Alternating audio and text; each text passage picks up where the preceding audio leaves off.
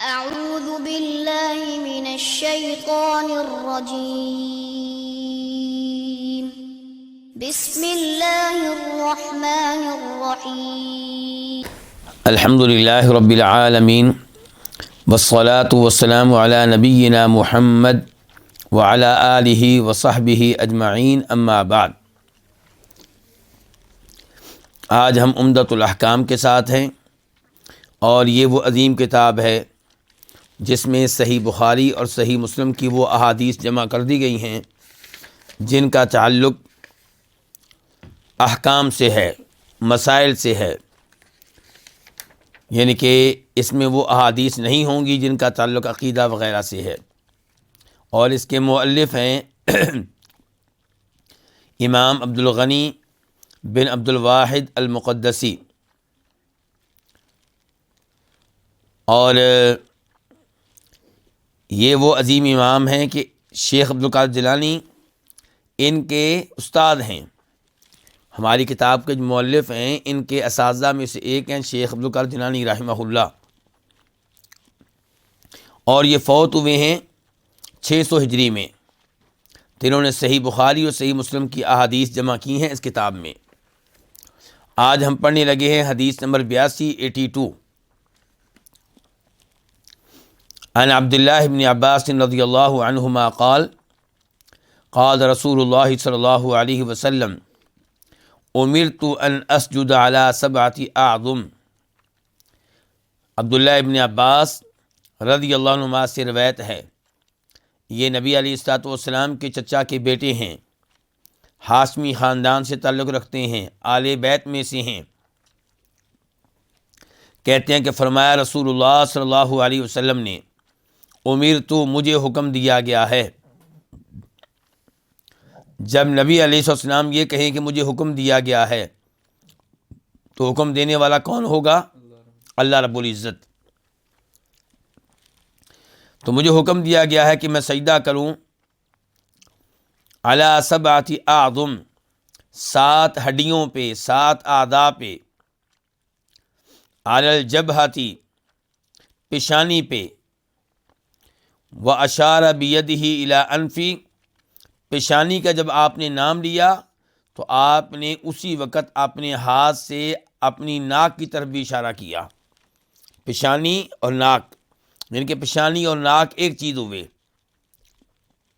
اس کا مطلب یہ ہے کہ سجدے میں زمین پہ جہاں پیشانی لگے گی وہاں ناک کو بھی لگنا چاہیے، بلکہ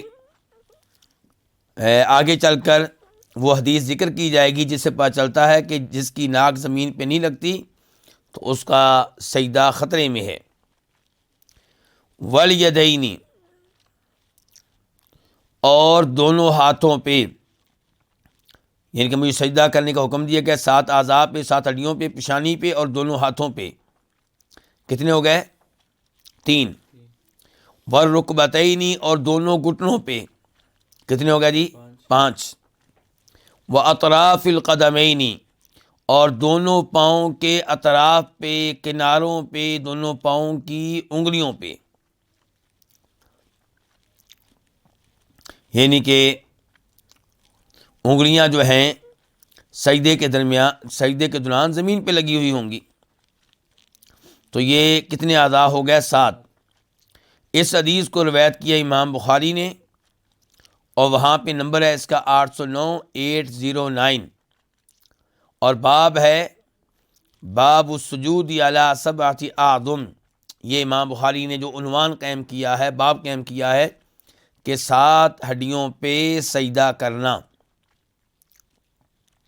پھر اس حدیث کو لے کر آئے ہیں 812 نمبر حدیث کے طور پہ 812، اور باب ہے باب السجود علی الانفی، کہ سجدہ ناک پہ کرنا، یعنی کہ سجدے میں ناک کو بھی زمین پہ لگانا۔ یہ حدیث کئی بار صحیح بخاری میں آئی ہے۔ اس سے آپ اندازہ لگا سکتے ہیں کہ امام بخاری کی صحیح جہاں حدیث کی کتاب ہے وہاں فقہ کی کتاب بھی ہے۔ اور اس حدیث کو امام مسلم نے بھی روایت کیا ہے، وہاں پہ نمبر ہے اس کا 490۔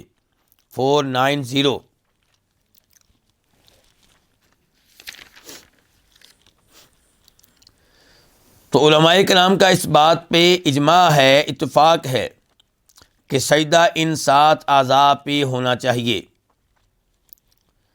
لیکن ان میں سے کون کون سے اعضاء کو زمین پہ لگانا واجب ہے اور کون کون سی اعضاء ہیں جنہیں زمین پہ لگانا واجب نہیں ہے؟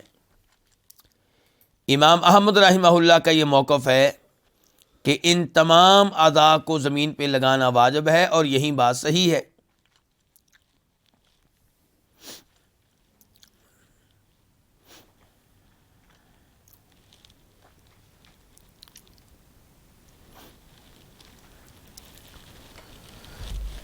ناک بھی زمین پہ لگانا ضروری ہے، اس کے ضروری ہونے کی ایک اور دلیل بھی ہے۔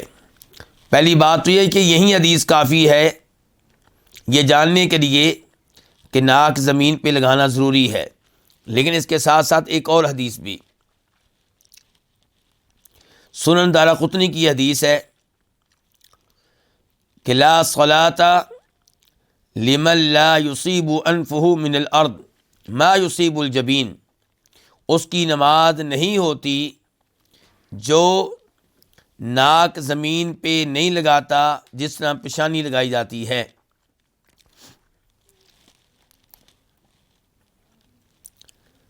اور یہی حدیث امام حاکم بھی روایت کرتے ہیں اپنی المستدرک میں، اور وہاں پہ اس کا نمبر ہے 1012 کہ لا صلاۃ لمن لم یمس انفہ الارض، اس کی نماز نہیں ہوتی جس کی ناک زمین پہ نہ لگے۔ اس سے آپ اندازہ لگا سکتے ہیں کہ ناک زمین پہ لگانا کس قدر ضروری ہے، لیکن کئی لوگ اس میں سستی کر جاتے ہیں، جبکہ اس میں سستی نہیں کرنی چاہیے۔ سجدے کے تعلق سے یہ مسئلہ بھی ذہن میں آتا ہے کہ کیا پیشانی کو براہ راست زمین پہ لگانا ضروری ہے، یا بیچ میں کوئی اور چیز ہو، کوئی کپڑا ہو، کوئی قالین ہو تو کام چل جائے گا اور اس میں کوئی حرج نہیں ہوگا؟ تو جواب یہ ہے کہ اگر انسان براہ راست زمین کی بجائے قالین پہ سجدہ کرتا ہے، جائے نماز پہ سجدہ کرتا ہے، کسی چادر پہ سجدہ کرتا ہے، تو اس میں کوئی حرج نہیں ہے۔ امام بخاری روایت کرتے ہیں اپنی صحیح میں، حدیث کا نمبر ہے 385 عن انس، راوی ہیں جناب انس بن مالک رضی اللہ عنہ کہ کننا نصلی مع النبی صلی اللہ علیہ وسلم، کہ ہم نبی علیہ السلام کے ساتھ نماز پڑھا کرتے تھے۔ فَيَضَعُ أَحَدُنَا طَرَفَ الثَّوْبِ مِنْ شِدَّةِ الْحَرِّ، گرمی بڑی شدید ہوتی تھی تو ہم میں سے کئی لوگ چادر کا ایک حصہ زمین پہ بچھا دیتے اس جگہ جہاں پہ سجدہ کرنا ہوتا تھا، یعنی کہ چادر پہ سجدہ کرتے تھے، تو اس میں کوئی حرج نہیں ہے۔ سجدے کے تعلق سے یہ ہم نے جان لیا کہ دوران سجدہ زمین پہ گھٹنے بھی لگیں گے، ہاتھ بھی لگیں گے۔ سوال یہ ہے کہ جب آپ سجدے میں جا رہے ہوں گے تو زمین پہ پہلے ہاتھ لگنے چاہیے یا گھٹنے لگنے چاہیے؟ اس مسئلے میں علماء کرام کے مابین اختلاف ہے۔ صحیح موقف یہ ہے، راجح موقف یہ ہے کہ آپ پہلے زمین پہ اپنے ہاتھ رکھیں گے، بعد میں گھٹنے رکھیں گے۔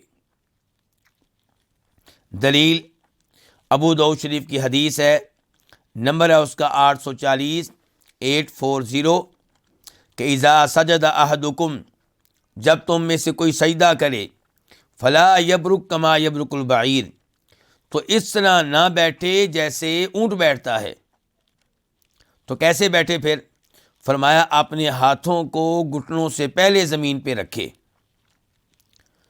تو نبی علیہ السلام نے صاف صاف کہہ دیا کہ اپنے ہاتھوں کو گھٹنوں سے پہلے زمین پہ رکھے، اور یہ بھی کہہ دیا کہ ایسے نہ بیٹھے جیسے اونٹ بیٹھتا ہے۔ تو اونٹ کیسے بیٹھتا ہے؟ اونٹ پہلے اپنے گھٹنے رکھتا ہے اور اس کے گھٹنے اس کی آگے والی ٹانگوں میں ہوتے ہیں۔ اس کے مد مقابل ایک حدیث ہے وائل بن حجر کی، اس سے یہ محسوس ہوتا ہے کہ پہلے گھٹنے زمین پہ رکھیں بعد میں ہاتھ، لیکن وہ روایت بہت ضعیف ہے۔ اس کے ساتھ ساتھ اس قول کی تائید، کون سا قول کہ سجدے میں جاتے ہوئے پہلے کیا زمین پہ لگنے چاہیے؟ ہاتھ۔ اس کی تائید اس روایت سے ہوتی ہے جسے امام بخاری ذکر کرتے ہیں اپنی صحیح میں بطور معلق۔ نافع کہتے ہیں کہ عبداللہ بن عمر سجدہ میں جاتے ہوئے پہلے اپنے ہاتھ زمین پہ رکھتے تھے، بعد میں گھٹنے، اور کہا کرتے تھے کہ اللہ کے رسول علیہ السلام بھی ایسا ہی کیا کرتے تھے۔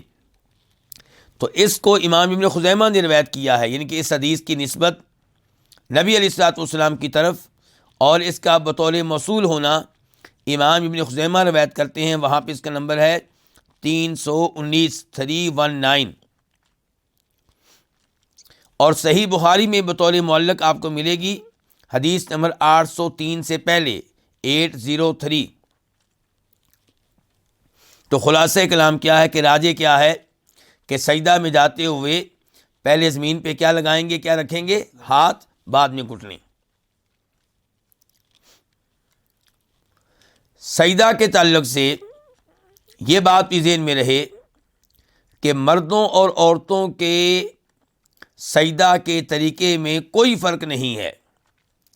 سجدہ کرنے کا جو طریقہ مردوں کے لیے ہے وہی عورتوں کے لیے ہے۔ دلیل کیا ہے؟ دلیل یہ ہے کہ اگر کوئی مردوں عورتوں کے سجدے میں فرق ہوتا تو نبی علیہ الصلوۃ والسلام اس سے آگاہ کرتے، اس کے بارے میں بتاتے، اور آپ کی بیویاں اس پہ عمل کر کے دکھاتی رضی اللہ تعالی عنہن۔ لیکن ایسا کوئی بھی فرق صحیح سند کے ساتھ کسی بھی حدیث سے ثابت نہیں ہے۔ اس لیے جو طریقہ مردوں کے سجدہ کا ہے وہی عورتوں کا ہوگا۔ عورتوں کا سجدے کے دوران سمٹ جانا، اپنی رانوں کو اپنے پیٹ کے ساتھ لگا لینا اور اپنے بازوں کو زمین پہ بچھا لینا، یہ نبی علیہ الصلوۃ والسلام کی احادیث کی صریح طور پہ خلاف ورزی ہے۔ اس لیے اس سے بچا جائے۔ افسوس ہمارے ہاں زیادہ تر لوگ حنفی مسلک سے تعلق رکھتے ہیں، تو وہ اپنے مسلک کی بات مانتے ہوئے، اپنے علماء کی بات مانتے ہوئے، اپنے مسلک کی بات مانتے ہوئے، اپنے علماء کی بات مانتے ہوئے کیا کرتے ہیں؟ عورتوں کو مردوں سے مختلف انداز میں سجدہ کرنے کا حکم دیتے ہیں، اور عورتیں اس بات کو قبول کرتی ہیں، جبکہ ایسے امور میں نہ خاوند کی بات ماننی چاہیے نہ علماء کی بات ماننی چاہیے۔ جہاں شریعت کی خلاف ورزی ہو رہی ہو وہاں پہ شریعت کی بات مانی جائے گی، جو شریعت کی خلاف ورزی کر رہا ہے اس کی بات نہیں مانی جائے گی۔ مردوں عورتوں کا سجدے کا طریقہ بالکل ایک ہے۔ سجدے کے تعلق سے ایک اور امر کی وضاحت کر دوں کہ سجدے میں قرآنی دعائیں بھی کی جا سکتی ہیں۔ نبی علیہ الصلوۃ والسلام نے سجدے میں دعائیں کرنے کی ترغیب دی ہے۔ لوگ سوال کرتے ہیں کہ کیا قرآنی دعائیں کر سکتے ہیں؟ جی ہاں۔ لوگ کہتے ہیں کہ سجدے میں تو تلاوت سے منع کیا گیا ہے۔ جواب یہ ہے کہ آپ کی بات صحیح ہے، سجدے میں تلاوت سے منع کیا گیا ہے، اور اس بارے میں جو حدیث آئی ہے وہ بالکل ٹھیک ہے، لیکن تلاوت کرنا ممنوع ہے، دعا کرنا ممنوع نہیں ہے۔ قرآن کی دعا جب آپ دعا کی نیت سے کریں گے، مانگنے کی نیت سے پڑھیں گے تو بالکل ٹھیک ہوگا، اور اگر اس کو تلاوت کی نیت سے پڑھیں گے تو غلط ہو جائے گا۔ یہ سادہ سا اور عام سا اصول ہے، اور اس بارے میں کوئی حدیث نہ ہوتی تب بھی مسئلہ یہی تھا، لیکن الگ سے حدیث بھی آ گئی ہے جو میں آپ کے سامنے رکھنا چاہوں گا۔ اس حدیث کو امام احمد روایت کرتے ہیں، اور اس کا نمبر ہے وہاں پہ 21328 21328، اور اس حدیث کو مسند احمد کے محققین نے حسن درجے کی حدیث قرار دیا ہے۔ حدیث کے راوی ہیں ابو ذر رضی اللہ تعالی عنہ، کہتے ہیں کہ صلی رسول اللہ صلی اللہ علیہ وسلم لیلۃً، ایک رات نبی علیہ الصلوۃ والسلام نے نماز پڑھی، فقرأ بآیۃ، تو نماز میں ایک ہی آیت پڑھی، حتی اصبح، یہاں تک کہ صبح ہو گئی، یعنی کہ تہجد کی نماز ہے، ایک ہی آیت بار بار پڑھتے رہے، یرکع بہا ویسجد بہا، حتیٰ کہ رکوع میں بھی یہی آیت پڑھتے رہے، سجدے میں بھی یہی آیت پڑھتے رہے۔ کون سی آیت ہے؟ ان تعذبہم فانہم عبادک، اے اللہ اگر تو ان کو عذاب دے تو تیرے بندے ہیں، کچھ نہیں کر سکیں گے، بھاگ نہیں سکیں گے۔ وَإِن تَغْفِرْ لَهُمْ، اگر تو ان کو بخش دے، فَإِنَّكَ أَنْتَ الْعَزِيزُ الْحَكِيمُ، تو بے شک تو ہر چیز پہ غالب ہے، کمال حکمت والا ہے۔ ابو ذر کہتے ہیں فلما اصبح، جب صبح ہوئی، قلت، میں نے کہا یا رسول اللہ، اے اللہ کے رسول، ما زلت تقرأ هذه الآیہ حتی اصبحت، آپ مسلسل یہی آیت پڑھتے رہے یہاں تک کہ صبح ہو گئی، ترکع بہا وتسجد بہا، رکوع میں بھی آپ یہیں پڑھتے رہے، سجدے میں بھی یہیں پڑھتے رہے۔ قال انی سألت ربی الشفاعۃ لامتی، میں نے اپنے رب سے اپنی امت کے لیے شفاعت کا سوال کیا، فاعطانیہا، تو اللہ نے مجھے شفاعت دے دی۔ اس سے پتہ چلا کہ آپ یہ آیت بطور تلاوت نہیں پڑھ رہے تھے، بطور دعا پڑھ رہے تھے۔ وَهِيَ نَائِلَةٌ إِن شَاءَ اللَّهُ لِمَن لَا يُشْرِكُ بِاللَّهِ شَيْئًا، فرمایا میری شفاعت ہر اس شخص کو ملے گی جو اللہ کے ساتھ کسی اور کو کسی بھی شکل میں شریک نہ کرتا ہو۔ تو حدیث واضح ہے کہ سجدے میں قرآنی دعائیں بھی کی جا سکتی ہیں، دعا کی نیت سے، نہ کہ تلاوت کی نیت سے۔ تو سجدے کے تعلق سے اب یہ چیز واضح ہو گئی کہ سجدہ ان 7 اعضاء پہ ہونا چاہیے، اور اس معاملے میں کسی قسم کی سستی سے گریز کرنا چاہیے۔ سجدے میں پاؤں کی صورتحال کیا ہوگی، اس بارے میں بھی ایک حدیث آپ کے سامنے رکھنا چاہوں گا کہ یہ تو پتہ چل گیا اس حدیث سے کہ سجدے میں پاؤں کی انگلیاں زمین پہ لگی ہوئی ہوں گی، لیکن کیا صورتحال ہوگی پاؤں کی؟ تو حدیث ہے جسے روایت کرتے ہیں امام مسلم، وہاں پہ نمبر ہے 486 486، اور صحیح ابن خزیمہ حدیث کا نمبر ہے 654 654۔ راوی ہیں سیدہ عائشہ رضی اللہ تعالی عنہا، کہتی ہیں کہ فقدت رسول اللہ صلی اللہ علیہ وسلم لیلۃ من الفراش، میں نے ایک رات نبی علیہ الصلوۃ والسلام کو بستر پہ نہ پایا، فالتمستہ، میں نے آپ کو تلاش کیا۔ سیدہ عائشہ نبی علیہ السلام کو کیا کر رہی ہیں؟ تلاش کر رہی ہیں۔ کیوں؟ کیونکہ اندھیرا ہے، کیونکہ کیا ہے؟ اندھیرا ہے۔ تو پتہ چلا کہ نبی علیہ الصلوۃ والسلام اگرچہ تمام انسانوں میں سب سے افضل، سب سے اعلیٰ، سب سے مقدس، سب سے محترم ہیں، اور آپ کی تعلیمات نور ہیں، لیکن آپ بذات خود جسمانی لحاظ سے نور نہیں تھے۔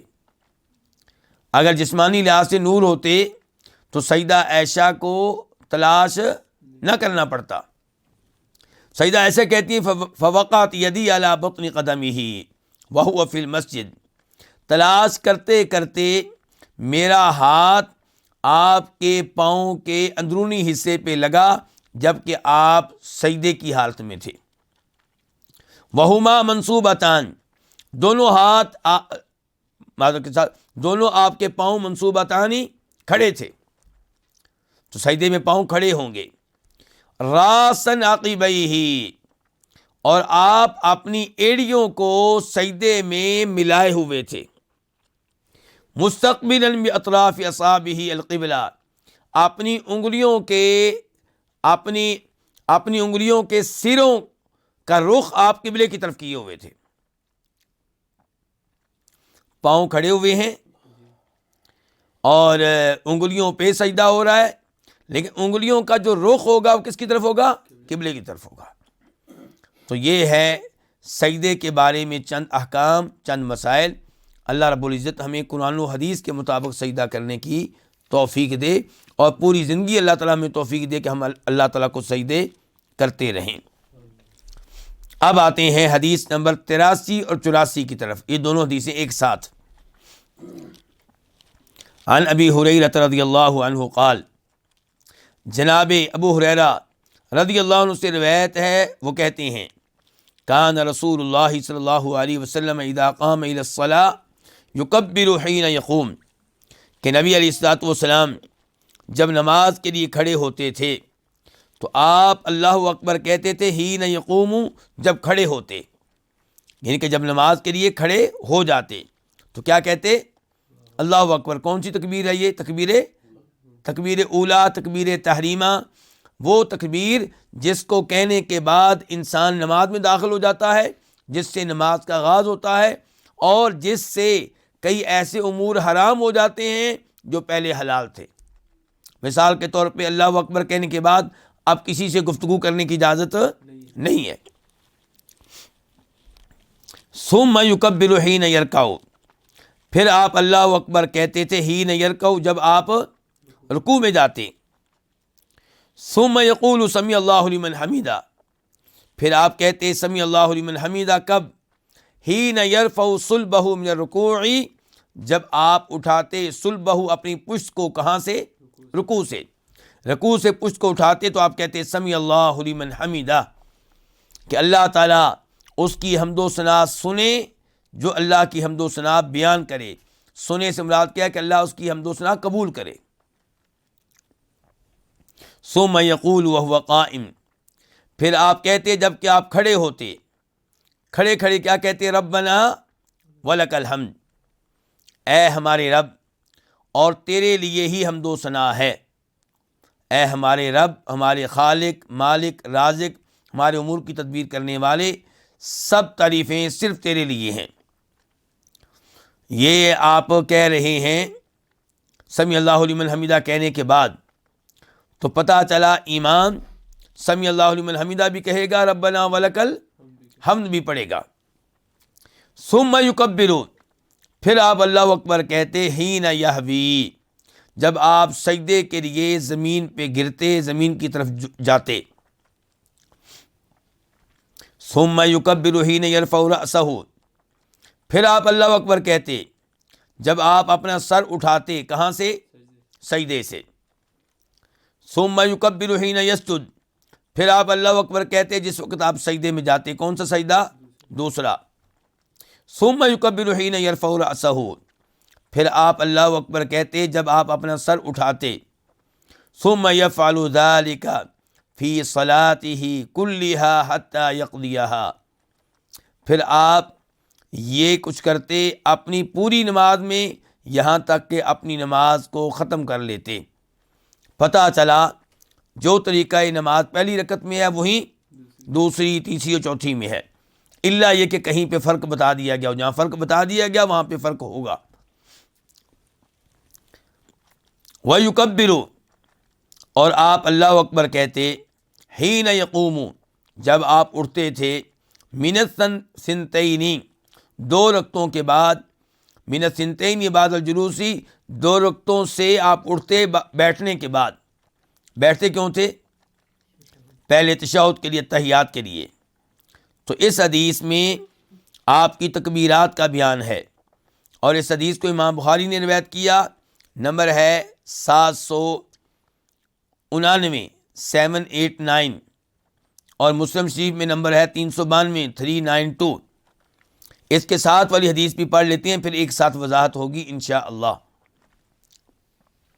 یہ حدیث نمبر ہے 84، راوی ہیں مطرف بن عبداللہ بن شخیر، عن مطرف بن عبداللہ بن شخیر قال، وہ کہتے ہیں صلیت انا وعمران بن حسین خلف علی بن ابی طالب رضی اللہ عنہ، کہ میں نے اور عمران بن حسین صحابی نے امیر المؤمنین جناب علی بن ابو طالب رضی اللہ عنہ کے پیچھے نماز ادا کی۔ اور دوسری روایت میں وضاحت آئی ہے کہ یہ بصرہ کا واقعہ ہے. کہاں کا واقعہ ہے؟ بصرہ کا. وضاحت کہاں پہ آئی ہے؟ حدیث نمبر 784 بخاری شریف کی 784. فکان اذا سجد کبر، تو جب وہ سجدہ کرتے تھے تو اللہ اکبر کہتے تھے. کون؟ علی رضی اللہ تعالیٰ عنہ. وَإِذَا رَفَعَ رَأْسَهُ کبر، اور جب اپنا سر اٹھاتے کہاں سے؟ سجدے سے، تو کبر اللہ اکبر کہتے. وَإِذَا نَهَضَ مِنَ الرَّكْعَتَيْنِ کبر، اور جب 2 رکعتوں سے اٹھتے تو تب بھی اللہ اکبر کہتے. فَلَمَّا قَضَى الصَّلَاةَ، جب انہوں نے نماز ختم کی، کنہوں نے؟ جناب علی نے. تو اخذ بیدی عمران بن حسین، تو میرے ہاتھوں کو پکڑ لیا عمران بن حسین صحابی نے. یہ کون کہہ رہے ہیں؟ مطرف بن عبداللہ بن شقیر. فقال، تو کہنے لگے. کون کہنے لگے؟ عمران.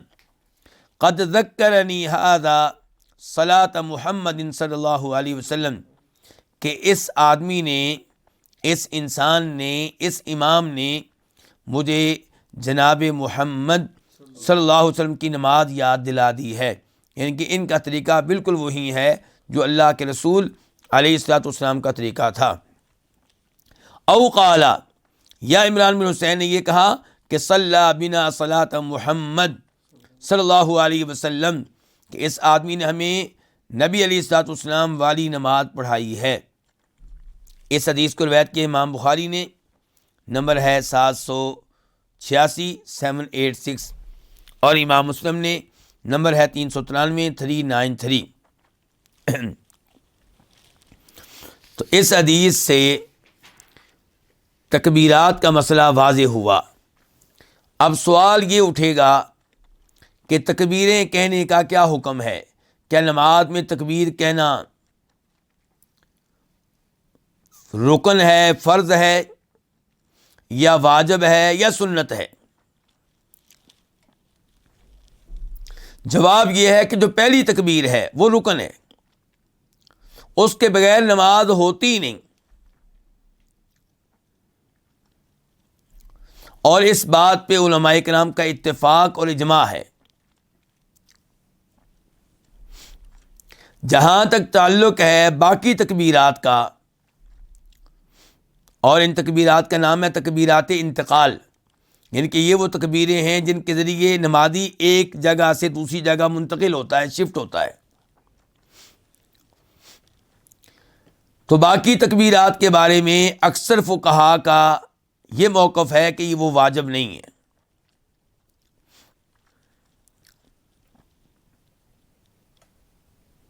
کہتے ہیں کہ واجب وہی اعمال ہیں جن کا تذکرہ اس حدیث میں آیا جسے کہتے ہیں حدیث مسیء الصلاۃ. حدیث مسیء الصلاۃ، اس کا کیا مطلب ہے جی حدیث مسیء الصلاۃ؟ نبی علیہ الصلوۃ والسلام ایک دفعہ مسجد میں تشریف فرما تھے. ایک صحابی آئے، انہوں نے مسجد کے ایک کونے میں نماز پڑھی اور پھر آ کر آپ کو سلام عرض کیا. آپ نے سلام کا جواب دیا اور کہا میرے صحابی چلے جاؤ، نماز پڑھو، تمہاری نماز نہیں ہوئی.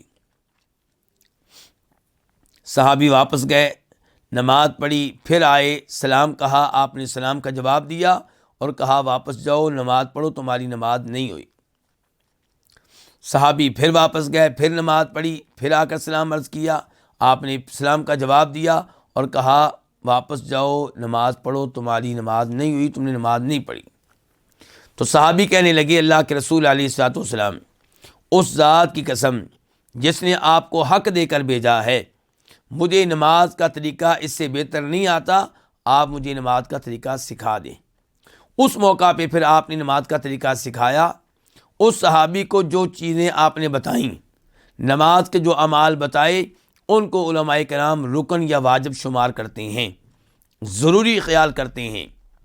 اور جن امور کا تذکرہ ان احادیث میں نہیں آیا، دیگر احادیث میں آیا ہے، تو پھر ان کے بارے میں غور کرتے ہیں کہ کیا وہ واجب ہیں یا نہیں. لیکن جو اس حدیث میں آ گیا وہ سب کے سب کیا ہیں؟ واجب ہے. تو اب وہ علماء کرام جو یہ کہتے ہیں کہ تکبیرات انتقال واجب نہیں ہیں، ان کا موقف یہ ہے کہ حدیث المسیء فی الصلاۃ، مسیء فی الصلاۃ کا مطلب یہ ہے کہ اس صحابی کی حدیث، اس صحابی کے بارے میں حدیث جس صحابی نے نماز غلط طریقے سے ادا کی تھی، درست طریقے سے ادا نہیں کی تھی، تو یہ کہتے ہیں کہ اس حدیث میں تکبیرات کا تذکرہ نہیں آیا، اس لیے تکبیرات واجب نہیں ہے۔ حافظ ابن حجر رحمہ اللہ فتح الباری میں فرماتے ہیں جمہور کا یہی موقف ہے کہ پہلی تکبیر کے علاوہ باقی تکبیرات مستحب ہیں، سنت ہیں، افضل ہیں، لیکن واجب نہیں ہیں۔ دوسرا موقف امام احمد کا اور امام داود ظاہری کا ہے۔ ان کا موقف یہ ہے کہ تکبیرات انتقال واجب ہیں۔ تکبیرات انتقال کیا ہیں؟ جس کا مطلب یہ ہے کہ اگر یہ رہ جاتی ہیں تو پھر سجدہ سہو کرنا پڑے گا، سجدہ سہو سے ان کی تلافی ہو جائے گی۔ کیا دلائل ہیں ان علماء کرام کے جو کہتے ہیں کہ تکبیرات انتقال واجب ہیں؟ پہلی دلیل کہ نبی علیہ الصلوۃ والسلام نے ہمیشہ یہ تکبیریں کہی ہیں، کبھی بھی آپ نے یہ تکبیریں ترک نہیں کی۔ اگر کبھی آپ ترک کرتے تو ہم کہتے پتہ چلا کہ یہ واجب نہیں ہے۔ آپ ہمیشہ یہ تکبیریں کہتے تھے۔ اس کے دلائل میں سے ایک دلیل وہ ہے جو ابھی تھوڑی دیر پہلے ہم نے پڑھی ہے، حدیث ابو ہریرہ، نمبر اس کا ہے بخاری شریف میں 799 789۔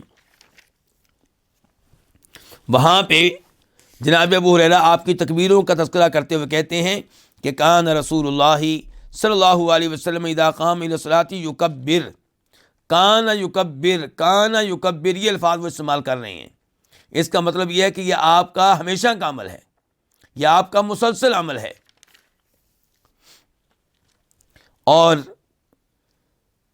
حدیث میں یہ ہے کہ فرمایا نبی علیہ الصلوۃ والسلام نے صلوا کما رأیتمونی اصلی، ویسے نماز پڑھو جیسے تم نے مجھے نماز پڑھتے ہوئے دیکھا ہے۔ اور آپ علیہ السلام کی نماز کس چیز کے ساتھ ہے؟ تکبیرات انتقال کے ساتھ ہے۔ دوسری دلیل امام ابو داؤد رحمہ اللہ روایت کرتے ہیں، نمبر ہے 857 857، روایت کرتے ہیں علی بن یحییٰ بن خلاد سے، اور وہ روایت کرتے ہیں اپنے چچا سے، چچا کا نام ہے رفاع بن رافع الزرقی، رفاع بن رافع۔ اور یہاں پہ اس بات کی وضاحت کر دوں کہ جمہور علماء کرام کا موقف کیا تھا جی؟ کہ تکبیرات انتقال واجب، دلیل کیا تھی ان کی؟ حدیث المسیء فی صلاتہ، وہ حدیث جس میں تذکرہ اس صحابی کا آیا ہے جن کی نماز کو آپ نے 3 بار ریجیکٹ کیا تھا، اور اس کے راوی کون ہے؟ ابو ہریرہ رضی اللہ عنہ۔ وہ حدیث کہاں آئی ہے؟ بخاری میں آئی ہے، مسلم میں آئی ہے۔ تو یہ کہتے ہیں کہ چونکہ اس حدیث میں تکبیرات انتقال کا تذکرہ نہیں ہے، اس کا مطلب یہ ہے کہ وہ واجب نہیں ہے۔ تو جو کہتے ہیں کہ یہ واجب ہیں، اور ہم بھی الحمدللہ واجب کہنے والے ہیں، ہمارا موقف بھی کیا ہے کہ یہ کیا ہے؟ واجب ہیں۔ امام احمد والا موقف، ہم یہاں پہ امام احمد کے ساتھ ہیں دلیل کی وجہ سے، اور مقلد نہ ہونے کا یہ بہت بڑا فائدہ ہے کہ جدھر حق ہے ادھر آپ ہو جائیں۔ تو امام احمد کا موقف ہم نے کیوں لیا؟ ایک تو اس لیے کہ اللہ کے نبی علیہ السلام نے یہ عمل مسلسل کیا ہے، کبھی اس کو ترک نہیں کیا، اور آپ نے کہا تھا کہ نماز تم نے ویسے پڑھنی جیسے میں نے پڑھی ہے۔ دوسرے نمبر پہ یہ حدیث جس کا بھی میں نے تذکرہ کیا، ابو داؤد شریف کی، نمبر ہے 857 857، اور راوی ہے رفاع بن رافع۔ اور اس حدیث میں اگرچہ صحابی روایت کرنے والے مختلف ہیں، کون ہے رفاع بن رافع؟ اور وہ صحابی جن کی نماز 3 بار ریجیکٹ کی گئی، اس کے راوی کون ہے؟ ابو ہریرہ۔ لیکن اس حدیث میں بھی تذکرہ اسی واقعے کا ہے، صحابی مختلف ہیں لیکن اس میں بھی تذکرہ اسی واقعے کا ہے۔ تو آئیے اس حدیث میں کیا کہہ رہے ہیں اللہ کے نبی علیہ الصلوۃ والسلام؟ آپ کہہ رہے ہیں انہ لا تتم صلاۃ لأحد من الناس حتی یتوضأ، کہ لوگوں میں سے کسی کی بھی نماز مکمل نہیں ہوگی یہاں تک کہ وضو کر لے۔ پوری حدیث ذرا میں آپ کے سامنے رکھ دوں. حدیث کا نمبر بتا چکا ہوں 857.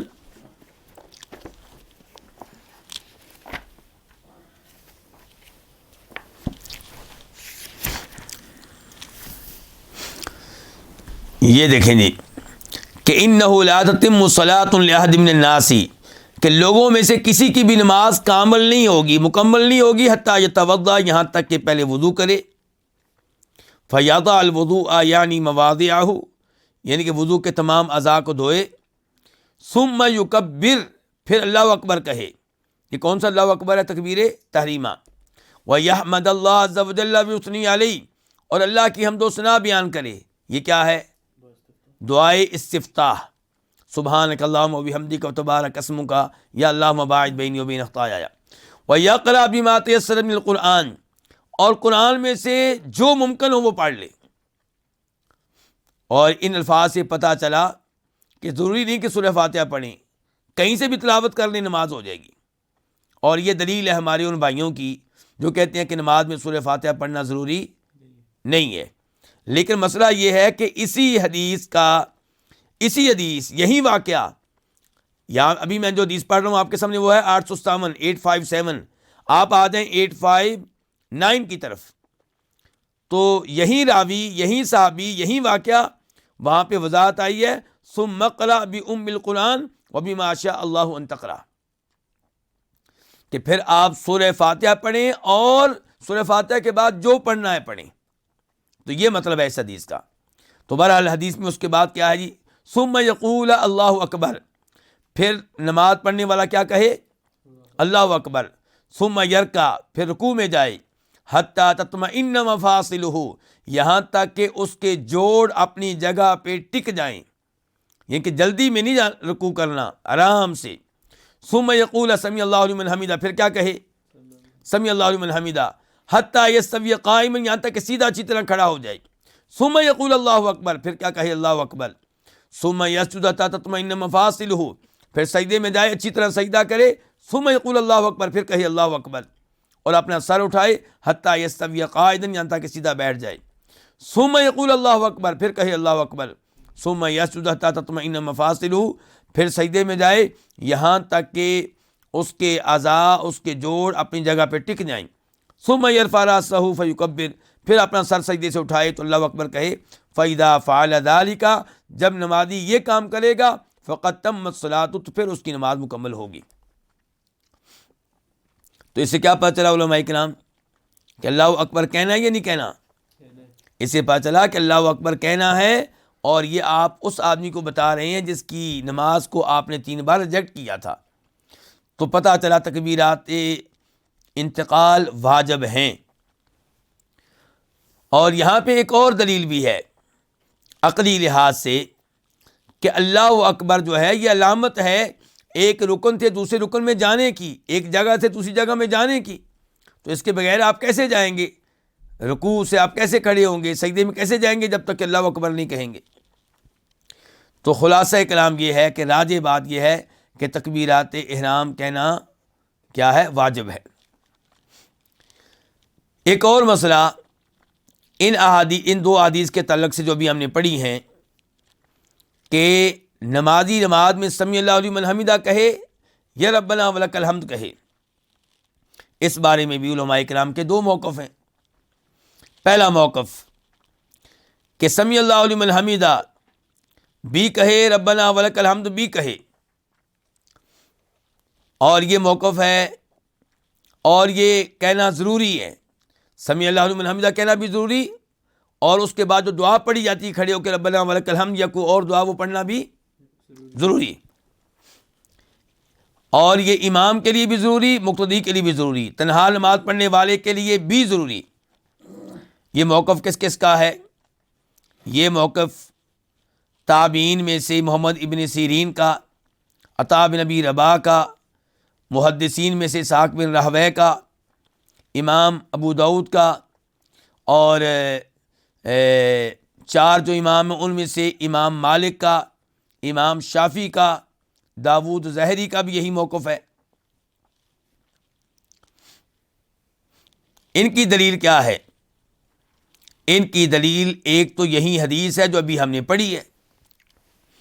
اس حدیث میں ابو ہریرہ والی حدیث میں کیا کہہ رہے ہیں ابو ہریرہ کہ ثم یقول سمی اللہ لمن حمیدہ، پھر آپ سمی اللہ لمن حمیدہ کہتے ہی نہ یرفع صلبہ من الرکوع، جب رکوع سے اپنی پشت کو اٹھاتے. ثم یقول، پھر آپ کہتے جب کہ آپ کھڑے ہوتے ربنا ولک الحمد، ربنا ولک الحمد. اور یہ تذکرہ کون سی نماز کا ہے؟ بطور امام آپ کی نماز کا یا تنہا نماز کا؟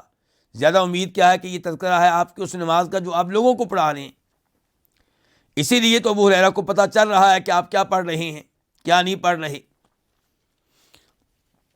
اور اگر کوئی کہے کہ نہیں جی ممکن ہے یہ آپ کی وہ نماز ہو جو آپ تنہا پڑھ رہے ہوں، تو پھر بھی ہم ایک اور دلیل دے دیتے ہیں.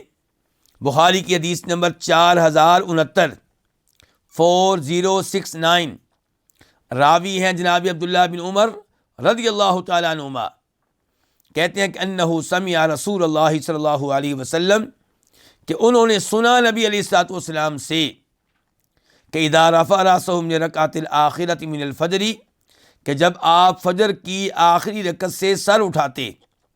کہاں سے سر اٹھاتے؟ رکوع سے. فجر کی آخری رکعت میں جب آپ سر اٹھاتے کہاں سے؟ رکوع سے. تو یقول، آپ کہتے اللہم لعن فلانا و فلانا و فلانا، اے اللہ فلاں فلاں لوگوں پہ لعنت نازل فرما. یہ کون تھے؟ یہ وہ لوگ تھے جنہوں نے نبی علیہ السلام کے صحابہ کرام کو دھوکہ دے کر شہید کیا تھا، قتل کیا تھا. تو یہ آپ کب کہتے تھے؟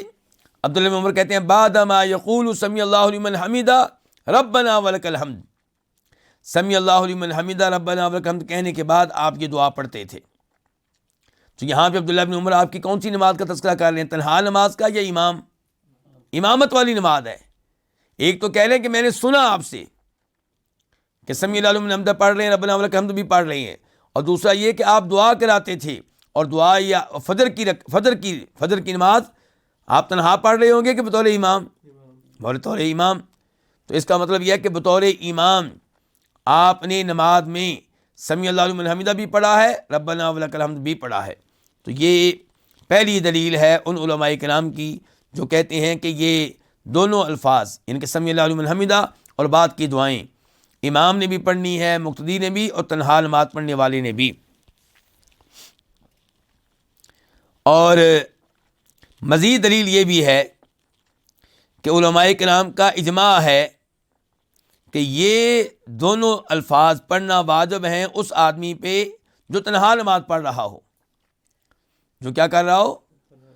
جب تنہا نماز پڑھنے والے پہ یہ دونوں چیزیں واجب ہیں تو پھر یہی طریقہ ہے نماز کا امام کے لیے بھی، مقتدی کے لیے بھی.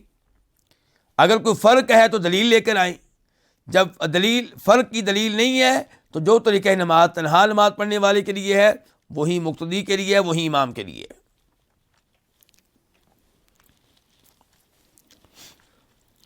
بلکہ اس بارے میں ایک صاف صاف حدیث بھی آتی ہے جسے امام دارقطنی روایت کرتے ہیں اپنی سنن میں. وہاں پہ اس کا نمبر ہے 1284 1284. راوی ہیں بریدہ رضی اللہ تعالی عنہ کہ فرمایا رسول اللہ صلی اللہ علیہ وسلم نے، اے بریدہ اذا رفعت رأسک من الرکوع، جب رکوع سے آپ سر اٹھائیں تو کہیں سمی اللہ لمن حمدہ اللہم ربنا ولک الحمد. تو آپ باقاعدہ حکم دے رہے ہیں، لیکن اس روایت کو شیخ البانی رحمہ اللہ نے قبول نہیں کیا. ضعیفہ ان کی مشہور و معروف کتاب ہے جس میں انہوں نے ضعیف اور من گھڑت احادیث جمع کر دی ہیں. وہاں پہ وہ اس کو ذکر کرتے ہیں، نمبر ہے 5978 5978، اور وہ اس کو من گھڑت روایت قرار دیتے ہیں. دوسرا موقف ان علماء کرام کا جو کہتے ہیں کہ مقتدی پہ جو جماعت کے ساتھ نماز پڑھ رہا ہے اس مقتدی پہ واجب نہیں ہے کہ وہ سمی اللہ لمن حمیدہ بھی کہے اور ربنا ولک الحمد بھی کہے. یہ موقف کن کا ہے؟ یہ امام شعبی کا، تابعین میں سے، محدثین میں سے سفیان ثوری کا، اور فقہی مذاہب کے اماموں میں سے امام ابو حنیفہ کا، اور ایسے امام احمد کا، امام اوزاعی وغیرہ کا. اور ان کی دلیل کیا ہے؟ ان کی دلیل وہ حدیث ہے جسے ابو ہریرہ روایت کرتے ہیں، صحیح بخاری صحیح مسلم کی، فرمایا نبی علیہ السلام نے انما جعل الامام لیؤتم بہ، امام کو اس لیے مقرر کیا گیا ہے تاکہ اس کی اقتداء کی جائے، اس کی پیروی کی جائے۔ تو جب امام کہے سمیع اللہ لمن حمدہ تو تم کہو ربنا ولک الحمد۔ اللہ کے نبی کیا کہہ رہے ہیں؟ امام کہے سمیع اللہ لمن حمدہ، تم کیا کہو؟ ربنا ولک الحمد۔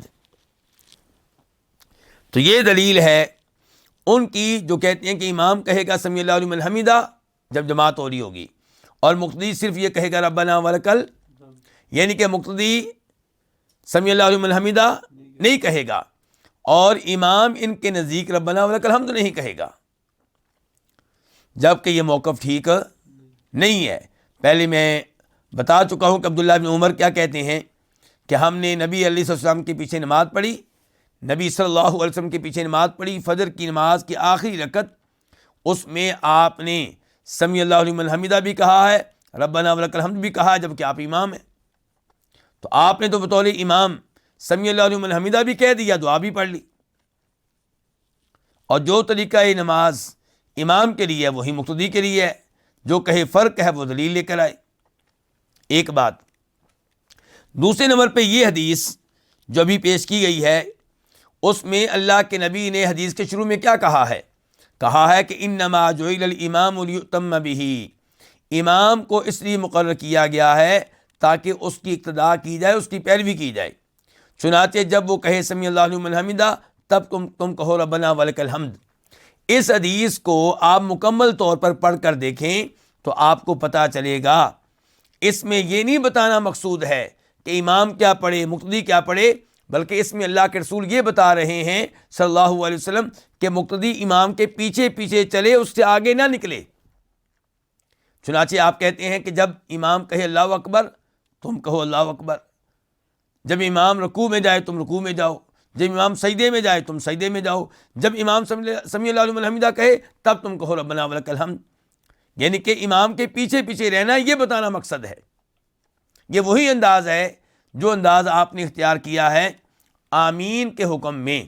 وہاں پہ آپ نے کیا کہا کہ جب امام کہے غیر المغضوب علیہم ولا الضالین تو تم کیا کہو؟ آمین۔ اس کا مطلب یہ نہیں ہے کہ امام آمین نہیں کہے گا، امام کا آمین کہنا صحیح حدیث سے ثابت ہے۔ اس کا مطلب یہ نہیں ہے کہ مقتدی غیر المغضوب علیہم ولا الضالین نہیں پڑھے گا۔ سورہ فاتحہ پڑھنا تو مقتدی کے لیے بھی ضروری ہے جیسے امام کے لیے ضروری ہے۔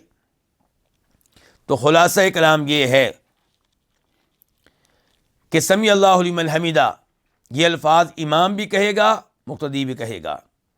اس کے بعد کی دعا ربنا ولک الحمد وغیرہ امام بھی پڑھے گا مقتدی بھی پڑھیں گے۔ اور بہترین دعا کیا ہے؟ لمبی دعا جو اللہ کے نبی علیہ السلام پڑھا کرتے تھے، جس کا مسلم شریف میں نمبر ہے 477 477۔ الفاظ کیا اس کے؟ کیا آپ کہتے تھے؟ ربنا لک الحمد ملء السماوات وملء الارض وملء ما شئت من شيء بعد اهل الثناء والمجد احق ما قال العبد وكلنا لك عبد اللهم لا مانع لما اعطيت ولا معطي لما منعت ولا ينفع ذو الجد منك الجد۔ کہ اے ہمارے رب، اے ہمارے امور کی تدبیر کرنے والے، ہر قسم کی حمد و ثنا تیرے لیے ہے۔ کتنی حمد و ثنا تیری؟ اتنی کہ ملء السماوات جن سے کیا بھر جائیں؟ آسمان بھر جائیں۔ وملء الارض یا اللہ تیری اتنی حمد و ثنا جس سے زمینیں بھر جائیں۔ اللہ اکبر، اللہ رب العزت کتنے خوش ہوں گے اس بندے سے جو یہ دعا پڑھتا ہے۔ وملء ما شئت من شیء بعد، ان آسمان و زمین کے بعد تیری اتنی حمد و ثنا جس سے وہ چیز بھر جائے جو تو چاہے۔ احق ما قال العبد، یا اللہ بندے کی طرف سے کہے گئے ان الفاظ کا تو سب سے زیادہ حقدار ہے۔ وَكُلُّنَا لَكَ عَبْدٌ، اور ہم سب تیرے ہی بندے ہیں۔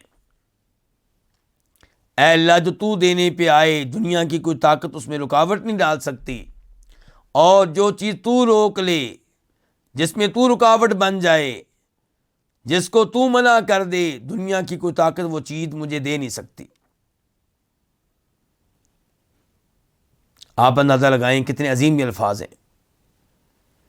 تو یہ الفاظ نبی علیہ السلام پڑھا کرتے تھے رکوع کے بعد، جب آپ سمیع اللہ لمن حمیدہ کہنے کے بعد کھڑے ہوتے تھے۔ اور آج آپ اردو زبان بولنے والوں کی نمازیں چیک کریں، انڈیا والے بھائیوں کی، پاکستان کے بھائیوں کی، بنگلہ دیش کے بھائیوں کی، افغانستان کے بھائیوں کی، ترکی والوں کی، نہ رکوع کے بعد صحیح طرح کھڑے ہوتے ہیں، نہ دو سجدوں کے درمیان صحیح طرح بیٹھتے ہیں۔ اور میرے بھائیوں، صحیح بات یہ ہے کہ دو سجدوں کے درمیان جو صحیح طرح بیٹھتا نہیں اس کی نماز نہیں ہے، جو رکوع کے بعد صحیح طرح کھڑا نہیں ہوتا اس کی نماز نہیں ہے، ان کی نماز ہے ہی نہیں۔ اور دوسرے نمبر پہ یہ کہ اگر اس کی نماز ہو بھی جائے تو کتنی بڑی سعادتوں سے محروم ہے، کتنی عظیم الشان دعاؤں سے محروم ہے۔ اللہ رب العزت سے دعا ہے کہ اللہ تعالی ہمیں اپنی نمازیں نبی علیہ السلام کے طریقے کے مطابق بنانے کی توفیق عنایت فرمائے۔ آج کے درس کا یہیں پہ اختتام کرتے ہیں، انشاءاللہ یہ سلسلہ جاری و ساری رہے گا۔ اللہ تعالی ہمیں اخلاص دے، توفیق دے اور قبول فرمائے۔ وآخر دعوانا الحمد للہ رب العالمین۔